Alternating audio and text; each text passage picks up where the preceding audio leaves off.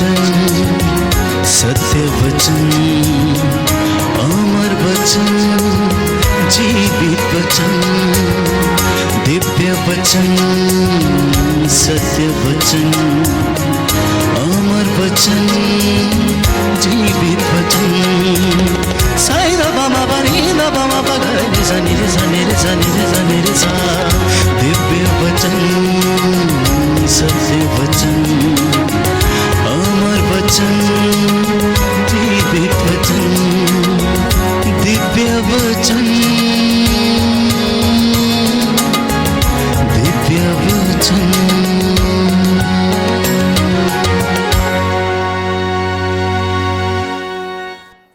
सबको जय यीशु की। प्रभु के सामर्थी नाम पर मैं आप सभी का अभिवादन करता हूँ। प्रियजनों, आज मनुष्य की दशा ये है कि वह ईश्वर की योजना के विरुद्ध चला गया है और यही कारण है कि उसके जीवन में बहुत सारी अशांति है। इसी के कारण उसके जीवन में सुख नहीं है। वो हमेशा अपने आप को कष्टों से घिरा हुआ पाता है। उसके जीवन में इतनी बेचैनी है प्यारे भाइयों और बहनों कि वह शांत रहने की कोशिश करता है, लेकिन ऐसा कर नहीं पाता है। इंसान, मैंने कहा, ईश्वर की योजना के विरुद्ध चला गया और वह जंगली बनता जा रहा है। इंसान ईश्वर का तिरस्कार करने पर लगा हुआ है। विज्ञान ने इतनी ज्यादा तरक्की हासिल की है, इतने ज़्यादा शोध किए हैं, चांद तक इंसान पहुंच गया है, लेकिन प्यारे भाइयों और बहनों, वो ईश्वर से कभी न कभी भागता हुआ नजर आता है और वो अपने आप को ईश्वर से छिपाने की कोशिश करता है, क्योंकि वह पाप और बुराई के मुद्दे पर बातचीत करना नहीं चाहता। उसे समझने की कोशिश नहीं करता। यदि करता भी है तो उससे अपने आप को जुदा करने की हिम्मत नहीं कर पाता है। और यही कारण है कि वह निरंतर कष्टों में ही रहता है। हर वक्त अपने आप को ऐसी परिस्थिति में डाले रखता है जहां पर उसे सुख शांति हासिल नहीं होती है। तो आज मनुष्य ईश्वर से भागा हुआ है। मैंने कहा, पाप की अवस्था में है, बुराई की अवस्था में जीवन बिताता है। जीवन के लगभग हर स्तर में आपको पाप देखने को मिलेगा। बच्चों के जीवन में देख लीजिए, युवक युवतियों के जीवन में देख लीजिए, दंपतियों के जीवन में, बुजुर्गों के जीवन में, और जीवन के किसी न किसी आयाम पर जब वे लोग पहुंचते हैं तो किसी न किसी पाप या प्रलोभन में पड़ ही जाते हैं और उसके द्वारा अपना जीवन नष्ट कर लेते हैं। पाप प्रियजनों सर्वत्र फैला हुआ है। यदि आप अपनी आंखें उठाकर अपने चारों ओर देखें तो आपको स्पष्ट रूप से दिखाई देगा कि इस पाप का रूप कितना भयानक है और इसने किस तरह से लोगों को अपने वश में किया हुआ है। नशे का पाप, ड्रग्स का पाप, जो लोग नशा करते हैं, ड्रग्स लेते हैं, उसके द्वारा उनका जीवन नष्ट हो गया है। ना केवल परिवार उजड़े बल्कि शरीर भी लगभग खत्म हो गया है। किडनियों का, लीवर का और उनके अंगों का नाश हो चुका है, जो इस प्रकार के घिनौने पापों में फंसे हुए हैं। बेईमानी का पाप सिर चढ़ के बोलता लोगों के, घूसखोरी का पाप लोगों के सिर चढ़ कर बोल रहा है, अश्लीलता का, घमंड का, लड़ाई झगड़े का, हत्या का, चोरी का, भ्रष्टाचार का, इन तमाम बुराइयों का जो पाप के रूप हैं, लोगों के सिर चढ़कर इसका नशा जो है वो दिखता है। प्यारे भाइयों और बहनों, पाप इतना बढ़ गया है, इतना बढ़ गया है कि इंसान को पाप का बोध ही नहीं है। इंसान पाप का बोध खो चुका है। अपने जीवन में वो इन सारी बुराइयों को देखने में असमर्थ है। और दोषारोपण करने में सबसे आगे है इंसान। इसलिए प्रभु ने कहा कि तुम अपने भाई की आंख का तिनका क्यों देखते हो? जब तुम्हारी अपने ही जीवन में, अपनी ही आंख में दोष है, तो तुम अपने भाई से ये क्यों कहते हो कि भाई मैं तुम्हारी आंख का तिनका निकाल दूं, अर्थात मैं तुम्हारी सहायता कर दूं इन तमाम चीजों से ऊपर उठने के लिए। कहता है, रे ढोंगी, सबसे पहले तू अपने उद्धार और अपनी मुक्ति के लिए काम कर। इसलिए प्रियजनों, आज भाई भाई को मारना चाहता है। माता पिता संतान के विरुद्ध हैं तो संतानें माता पिता के विरुद्ध हैं। भाई भाई में प्रेम नहीं है, बहन बहन में प्रेम नहीं है, एक दूसरे को मारने काटने में लगे हुए हैं। जमीनी विवादों से परिवार त्रस्त हो चुके हैं। प्रॉपर्टी के विवादों से परिवारों में क्लेश है, झगड़ा है। संपत्ति को लेकर पूर्वजों की द्वारा प्रदान की गई बपौती को लेकर लोगों में सामंजस्य नहीं है, अशांति है। लालच के कारण उनके घरों में फूट पड़ी हुई है। पैसा बुराई की जड़ है, जैसा कि याकूब के ग्रंथ में हम पढ़ते हैं। इंसान क्रोध और ईर्ष्या से भरा हुआ है और निरंतर इसी से संचालित होकर वो कार्य करता है। अच्छे एवं ईमानदार लोग यदि आप ढूंढना चाहें तो आपको कहीं नहीं मिलेंगे। अच्छे और ईमानदार लोग यदि आप लोग ढूंढना चाहें तो आपको कहीं नहीं मिलेंगे। परंतु मेरी एक सलाह समझें या मेरी ख्वाहिश समझें, मैं हमेशा ये कहता हूं कि हम दूसरों को सुधारने का कार्य छोड़कर अपने आप को सुधारने का प्रयत्न करें। आप अपना जीवन बदल लीजिए, दूसरों का जीवन खुद ब खुद बदल जाएगा। क्योंकि हम जैसे हैं हमें सामने वाला वैसे ही नजर आता है। जैसी हमारी दृष्टि है वो वैसा ही देखती है। जैसे हमारे विचार हैं वैसे ही वो सामने वाले व्यक्ति को देखते हैं और परसीव करते हैं। इंग्लिश में एक सुंदर कहावत है, beauty lies in the eyes of beholder. अगर आपका जीवन अच्छा है तो आप दूसरों को भी अच्छाई देने की कोशिश करेंगे। अगर आपके जीवन में प्रायश्चित है, प्रार्थना है, तो आप दूसरों को भी यही देने की कोशिश करेंगे। तो हम चिंतन कर रहे थे, मनन कर रहे थे कि इन सारी बुराइयों से, पापों से कैसे बचा जा सकता है। हम कैसे प्रभु के नजदीक आ सकते हैं, हम कैसे अपने जीवन में इन कृपाओं को फिर से भर सकते हैं। तो योएल नबी कहता है अध्याय 2 पद संख्या 12 से 14 में कि अब तुम लोग उपवास करो, अब तुम लोग उपवास करो और रोते तथा शोक मनाते हुए पूरे हृदय से मेरे पास लौटो।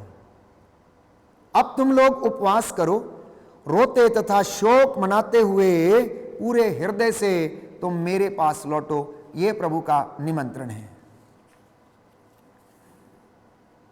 कहता है कि तुम्हारा सब कुछ बर्बाद हो चुका है, तुमने अपने आप को बर्बाद किया है, तुमने अपने आप को अपवित्र किया है, तुमने अपने शरीर को अपवित्र किया, तुमने अपने शरीर को बर्बाद कर डाला, अपने भविष्य के साथ तुमने खिलवाड़ किया है। अब तुम भी मेरे पास लौटो जिससे कि मैं तुम पर दया कर दूं और तुम्हारा जीवन शुद्ध हो जाए, पवित्र हो जाए। प्रभु का वचन हमसे ये गुजारिश कर रहा है कि तुम इस बात पर विचार करके देखो, प्रकाशित वाक्य अध्याय 2 पद संख्या 5, कि तुम कितने ऊंचे सिंहासन से नीचे गिर गए हो। अर्थात तुम उस कृपा से परिपूर्ण थे, तुम उस सानिध्य से परिपूर्ण थे, अब तुम उस सानिध्य से दूर चले गए हो। तुम महिमा से वंचित हो चुके हो, तुम भटक चुके हो, ईश्वर के रास्ते से तुम अलग हो चुके हो, इसलिए तुम ये सब दंड भुगत रहे हो। तो प्रज्ञा ग्रंथ अध्याय 12 पद संख्या 10 वचन में हम पढ़ते हैं कि तूने धीरे से दंड देकर पश्चाताप करने का हमें अवसर दिया है। तूने हमें धीरे से दंड देकर पश्चाताप करने का अवसर दिया है।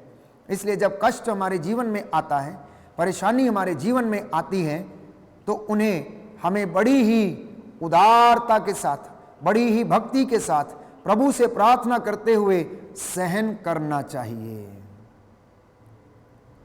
क्योंकि बाइबल हमें बताती है कि तुम में से कुछ लोग अपने ही कुकर्मों के कारण बीमार पड़े हुए हैं। तुम लोगों में से कुछ लोग अपने ही कुकर्मों के कारण बीमार पड़े हुए हैं, लेकिन प्रभु आपकी उन्नति चाहता है, प्रभु आपका कल्याण चाहता है, प्रभु आपकी मुक्ति चाहता है। और वो चाहता है कि आप उससे प्रेम करें, वो चाहता है कि आप उसे खोजें, वो चाहता है कि आप उसकी हजूरी में आएं। परंतु आज मनुष्य की सबसे बड़ी विडंबना और समस्या वो ये है कि वह अपनी गलतियों को स्वीकार करना नहीं चाहता, वो अपनी कमजोरियों को स्वीकार करना नहीं चाहता है, वो अपने पापों को छिपाता है, अपने अपराध बोध को छिपाता है। प्रभु ये कहता है कि तुम छोटे बच्चों के जैसे बन जाओ, विनम्र बन जाओ, दीन बन जाओ, प्रभु के सामने घुटना टेको। बाइबल में एक सुंदर उदाहरण हम पढ़ते हैं, नाकेदार जो मंदिर के द्वार पर आकर घुटना टेक कर अपनी छाती पीट पीट कर कहने लगा कि प्रभु मुझ पर दया कर, प्रभु मुझ पापी पर दया कर। परंतु वहीं दूसरी ओर एक फरीसी आकर वेदी के सामने खड़ा हो गया और कहने लगा कि हे प्रभु, मैं इस पापी के जैसा नहीं हूं, मैं दान देता हूं, मैं पुण्य करता हूं, मैं अच्छे काम करता हूं, मैं इसके जैसा नहीं हूं। मैंने बहुत सारे अच्छे काम किए हैं, और वो अपने अच्छे कामों का ढिंडोरा पीटने लगता है। प्यारे भाइयों और बहनों, क्या मैं और आप उसी श्रेणी में हैं? मनन चिंतन का आज ये विषय है। अगर मैं और आप प्रभु के पास लौटना चाहते हैं तो हम किस प्रकार लौटें, और उसका रास्ता बाइबल हमें बताती है कि बिना प्रायश्चित के कोई भी ईश्वर के पास नहीं लौट सकता, बिना अपनी कमजोरियों की स्वीकृति के कोई भी ईश्वर के पास नहीं लौट सकता है। इसलिए योहन के सुसमाचार अध्याय 22 पद संख्या 21 में हम पढ़ते हैं कि ईश्वर से मेल करो और तुम्हें फिर सुख शांति मिलेगी। ईश्वर से मेल करो और तुम्हें फिर से सुख शांति मिलेगी। विपत्ति और दुखों से प्रभु हमें संदेश देता है, विपत्ति और दुखों से परमेश्वर हमारे जीवन में हमें संदेश देता है, वो हमें चेतावनी देना चाहता है। इसलिए जब भी कोई विपत्ति या दुख या कष्ट हमारे जीवन में आता है तो समझ लेना कि उससे प्रभु हमें कुछ ना कुछ सिखाना चाहता है, या वो हमें प्रायश्चित करने के लिए आमंत्रित करता है, और या फिर वो हमारे जीवन को सुधारना चाहता है। इसलिए यशायाह नबी कहता है अध्याय 55 पद संख्या 7 में हम पढ़ते हैं कि पापी अपना मार्ग छोड़ दे, दुष्ट अपने बुरे विचारों को त्यागे और प्रभु के पास लौट कर चला आए। दुष्ट अपने मार्ग को छोड़ दे और दुष्ट अपने बुरे विचारों को छोड़ दे, और पापी अपने रास्तों को छोड़कर प्रभु के पास लौट कर चला आए। क्योंकि बाइबल हमें बताती है, एजेकियल नबी का ग्रंथ अध्याय 18 पद संख्या 30 से 31 में हम पढ़ते हैं कि प्रभु कहता है कि हे इज़राइल के घराने, मैं तुझ पर दया करूंगा, मैं तुझे एकत्र करूंगा, मैं तुझे फिर से एकत्र करूंगा। जैसे एक गरुड़ अपने पंखों की छाया में अपने चूजों को, बच्चों को एकत्र करता है, मैं भी तुझे ऐसे ही एकत्र करूंगा। इसलिए ईश्वर के पास लौटने का जो सर्वश्रेष्ठ माध्यम है प्यारे भाइयों और बहनों, वो पश्चाताप है। बिना पश्चाताप के, बिना स्वीकृति के, बिना ईश्वर की कृपा से हम में से कोई भी ईश्वर की कृपा का पात्र नहीं बन सकता। तो सबसे पहला रास्ता जो एक विश्वासी को अपनाने की जरूरत है प्रभु के पास लौटने की, वो है प्रायश्चित, पश्चाताप। पश्चाताप का अर्थ है ईश्वर के पास लौटना, वापस आना।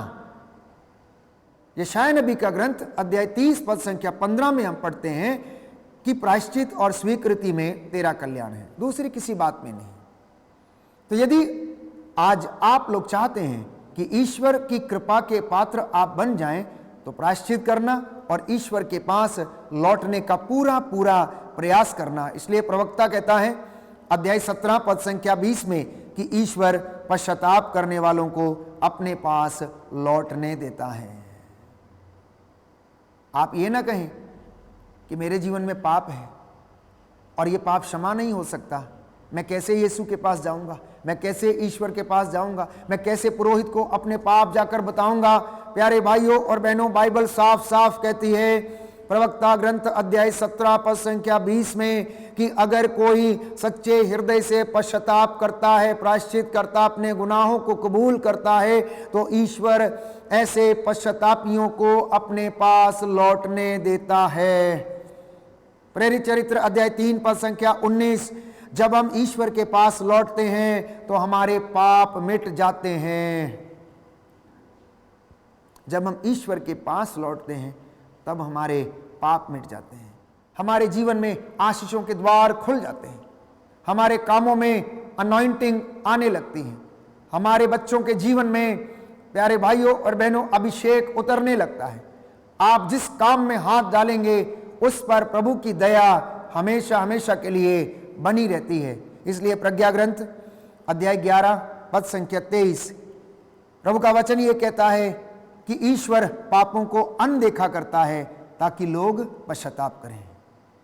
ईश्वर पापों को इसलिए अनदेखा करता है ताकि लोग क्या करें, पश्चाताप करें और ईश्वर के पास लौट कर चले आए।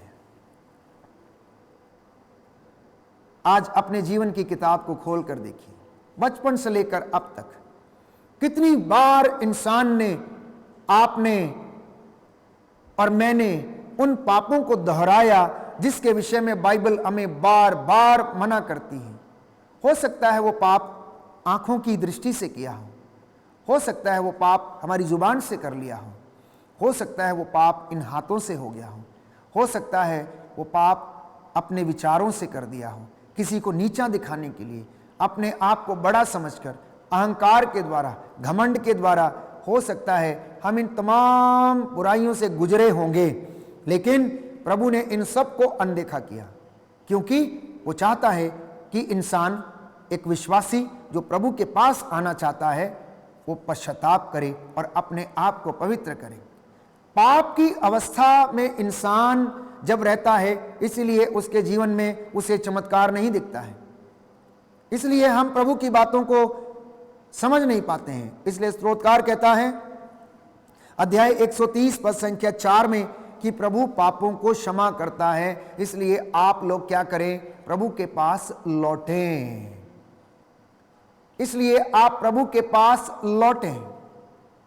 अगर हम प्रायश्चित नहीं करते, अगर हम पाप करते जाते हैं, तो हम ईश्वर की कृपा से वंचित रहेंगे, और जब हम वंचित रहते हैं तो चीजें हमारे सामने होंगी, हम उन्हें देखेंगे लेकिन हम उन्हें छू नहीं पाएंगे, हम उन्हें खा नहीं पाएंगे। अच्छा भोजन आपकी आंखों के सामने रहेगा लेकिन आप उसे खा नहीं पाएंगे, क्योंकि हम महिमा में नहीं हैं, हम महिमा से वंचित हैं। तो प्यारे भाइयों और बहनों, प्रभु का वचन हमें याद दिलाता है कि आपको हर एक पाप का दंड भुगतना पड़ेगा अगर आप प्रायश्चित नहीं करते। गणना ग्रंथ अध्याय 32 पद संख्या 23, गणना ग्रंथ अध्याय 32 पद संख्या 23, प्रभु का वचन कहता है कि पाप का दंड तो भुगतना पड़ेगा। इसलिए अपने आप को पाप में ना पड़ने दें, बुराई में ना पड़ने दें, बल्कि 10 गुना उत्साह के साथ आप परमेश्वर के पास लौटें। जिस उत्साह के साथ आप उसकी इबादत करते थे, उसी उत्साह के साथ आप परमेश्वर के पास लौटें और वो आप पर दया कर दे, क्योंकि पाप का रूप जो है बड़ा भयानक है। उसके दांत जो हैं इतने पैने हैं कि शेर के दांतों के समान है, जिसके घावों का इलाज नहीं है, और ये इतना भयानक है कि पाप जो है पवन की तरह छितरा देता है। पाप पवन की तरह छितरा देता है। यशायाह नबी का ग्रंथ अध्याय 64 पद संख्या 5 में हम पढ़ते हैं। इसलिए बाइबल हमें बताती है, ध्यान रहे प्यारे भाइयों और बहनों, सूक्ति ग्रंथ अध्याय 5 पद संख्या 22 से 23 में कि दुष्ट अपने कुकर्मों के कारण मर जाएगा। दुष्ट व्यक्ति, पापी व्यक्ति अपने बुरे कामों के कारण, अपने कुकर्मों के कारण मर जाएगा यदि वो प्रायश्चित नहीं करेगा। यदि वह प्रायश्चित नहीं करेगा तो वो अपने कुकर्मों के कारण मर जाएगा। जैसा मैंने आपसे कहा कि शेर जैसे शिकार की घात में रहता है, पाप भी अन्याय करने वालों की घात में रहता है। इसलिए इनसे बचने के लिए एक ही उपाय है और वो है उपवास, प्रार्थना, वचन का लगातार अध्ययन करना, उसे पढ़ना, उस पर मनन करना, उसे अपने बच्चों को सिखाना, लेटते, सोते, जागते समय, यात्रा करते समय इन वचनों को दोहराना, याद करना और प्रार्थना करना, और इसकी चर्चा अपने नाती पोतों और बच्चों के साथ करना, ताकि आने वाली पीढ़ियां प्रभु के अपूर्व चमत्कारों को जान सकें और ईश्वर की आशीष उनके जीवन में सदा बनी रहे।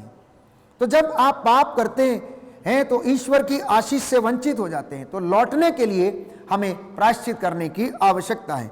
इसलिए प्रभु का वचन यिर्मयाह नबी का ग्रंथ अध्याय 31 पद संख्या 19 में हम पढ़ते हैं, तो उससे दूर होने पर मैंने पश्चाताप किया, समझ आ जाने पर मैंने अपनी छाती पीटी, मैं लज्जित था, मैं पानी पानी हो गया था, क्योंकि मैं युवावस्था से कलंकित था। अब कई बार भाई बहन कहते हैं, आखिर पाप स्वीकार करने की आवश्यकता क्या है? हमने तो कोई पाप नहीं किया है, हमने तो कोई उल्लंघन नहीं किया। प्रियजनों, दाऊद कहता है कि मैं अपनी माता के गर्भ से ही पापी हूं। दाऊद कहता है मैं अपनी माता की गर्भ से पापी हूं। यिर्मयाह कहता है कि मैं अपनी युवावस्था से ही कलंकित हूं। तो जब मैं और आप अपनी युवावस्था से ही कलंकित हैं, अपनी मां के गर्भ से ही हम पापी हैं, तो मुझे और आपको अपने पापों के लिए प्रायश्चित करने की आवश्यकता है। और इसके विषय में बाइबल हमें कहती है कि आप उन बातों का पता लगाएं कि कौन सी बातें ईश्वर को प्रिय हैं। और जब हम लोग ये बातों का पता लगा लेते हैं कि कौन सी बातें ईश्वर को प्रिय हैं, तो ये लाजमी सी बात है कि मैं और आप पूरा प्रयत्न करेंगे ईश्वर की हजूरी में आने का, उसकी पवित्रताई में बने रहने का, पवित्रता की साधना करने का, विश्वास की साधना करने का हम पूरा प्रयत्न करेंगे। और संत पौलुस कहता है कुरिन्थियों का दूसरा पत्र अध्याय 7 पद संख्या 1 में कि पवित्रता की पूर्णता तक पहुंचने का पूरा आप लोग प्रयत्न करें। योशुआ नबी के ग्रंथ में हम पढ़ते हैं कि तुम आज अपने आप को पवित्र करो और कल तुम्हारी आंखों के सामने परमेश्वर क्या करेगा? चमत्कार करेगा। संत पौलुस लिखता है कि पवित्रता के अभाव में कोई भी ईश्वर के दर्शन नहीं कर सकता। पवित्रता के अभाव में कोई भी ईश्वर के दर्शन नहीं कर सकता। इसलिए योशुआ ने इजराइलियों से कहा कि तुम आज अपने आप को शुद्ध करो, पवित्र करो और कल तुम्हारी आंखों के सामने ईश्वर चमत्कार करेगा। इसलिए यीशु ने कहा मत्ती के सुसमाचार अध्याय 3 पद संख्या 8 में कि पश्चाताप का उचित फल उत्पन्न करो। जो वचन आज आप सुन रहे हैं, ये आपके जीवन में, आपके परिवार में 100 गुना, 60 गुना और 70 गुना फल लाए और ईश्वर में आपको उन्नति प्रदान करे। आपके जीवन में आत्मिक उन्नति आए, आपके जीवन में आर्थिक उन्नति आए, आपके जीवन में शैक्षणिक उन्नति आए, आपके जीवन में, आपके खेत खलिहानों में, दफ्तरों में, फैक्ट्रीज में, इंडस्ट्री में प्रभु आपको माला माल करे। यदि आप उसके वचन पर मनन चिंतन करते, उसकी आज्ञा का पालन करते और उसे अपने जीवन में संजोए रखते हैं, तो परमेश्वर आपको अपनी मामूरी से अवश्य भरेगा। कुरिन्थियों के दूसरे पत्र अध्याय 7 पद संख्या 7 में प्रभु का वचन ये कहता है कि यदि आप प्रभु यीशु में विश्वास करो तो आपको और आपके परिवार को मुक्ति मिलेगी। विश्वास करने का अर्थ ही ये है प्यारे भाइयों और बहनों, प्रभु के सामने झुकना, छोटा बनना, विनम्र बनना, उस पर विश्वास करना और पवित्रता की साधना करना, और इन्हीं के द्वारा हम उसकी कृपा के पात्र बन सकते हैं। तो प्रियजनों, अपने आप को और अपने परिवार को जब हम पवित्र करते हैं, सैंक्टिफाई करते हैं, तो हमारे जीवन में ईश्वर की आशीष और रूह का मसा बरकरार रहता है। वो हमें आशीष प्रदान करता है। निर्गमन ग्रंथ अध्याय 34 पद संख्या 7 में हम पढ़ते हैं कि वो 1000 पीढ़ियों तक अपनी कृपा को बनाए रखता है, बुराई, अपराध और सारे पापों को वो क्षमा करता है। इसलिए यदि आपको कोई शक है तो आप, प्रभु कहता है, परख कर देख लो कि प्रभु कितना भला है। वो इतना भला है कि उसका प्रेम अनंत काल तक बना रहता है। उसकी महिमा अनंत काल तक हमारे जीवन में होती रहती है, क्योंकि वो चाहता है कि आपका कल्याण हो। वो चाहता है कि उसकी योजनाएं जो आपके और मेरे लिए हैं, आपके और मेरे हित के लिए हैं, वो पूरी हो जाएं और परमेश्वर हमारे घरों पर अपनी आशीष बरसाए। इसलिए प्रियजनों, जब हम पश्चाताप करते हैं तो ईश्वर से हमारा मेल पुनः हो जाता है। हम फिर से उसके पुत्र पुत्रियां कहलाने लायक बन जाते हैं। हम स्वर्ग राज्य में प्रवेश कर सकते हैं और पश्चाताप करने से हमारे जीवन में आशीषों के द्वार खुल जाते हैं। पश्चाताप करने से परमेश्वर की आशीष और बरकत हमारे जीवन में फिर से काम करने लगती है और सफलता हमारे आगे आगे चलने लगती है। पाप स्वीकार के द्वारा मैं और आप ईश्वर से फिर जुड़ जाते हैं। आइए हम प्रार्थना करें, प्रभु को हम धन्यवाद दें और सच्चे हृदय से प्रायश्चित करें, अपने गुनाहों के लिए माफ़ी मांगें। जाने अनजाने में जो हमसे गलतियां हो गई हैं, हो सकता है आँखों के द्वारा हमने पाप किया हो, इन हाथों के द्वारा, इन पैरों के द्वारा, इन कानों से, इन होठों से या अपनी जीभ से या शरीर से कोई पाप किया है, तो प्रभु उसके लिए हमें क्षमा प्रदान करे और हमारे जीवन में बरकत आए, आशीष आए, जिससे कि हम पश्चाताप का उचित फल उत्पन्न कर सकें। आमीन।